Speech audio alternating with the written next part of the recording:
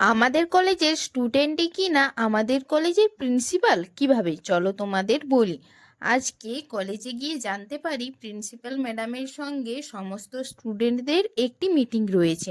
আসলে তিনি কিছুদিন আগেই আমাদের কলেজে প্রিন্সিপাল হিসাবে এসেছেন, তাই একটু সাক্ষাৎকারের জন্য এই মিটিংয়ের আয়োজন করেছিলেন।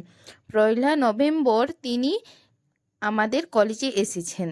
প্রিন্সিপাল ম্যাম এই সাক্ষাৎকারে যেটা বললেন সেটা শুনে তো আমি অবাক হয়ে গেছি।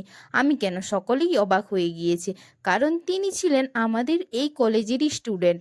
1981 সালের ব্যাচ ছিলেন, জিওগ্রাফি ডিপার্টমেন্ট ছিলেন। শুধু তাই নয়, শিক্ষকতাও করেছেন এই কলেজেতেই। তারপর 2015 সালে জুলাই মাসে প্রিন্সিপাল হয়ে চলে যান বাঁকুড়া জেলার বিষ্ণুপুর রামানন্দ কলেজে। অবশেষে তিনি আমাদের কলেজে ফিরে এলেন। তো তো আমি ভিডিওর প্রথমে কিছু কি ভুল বলেছি?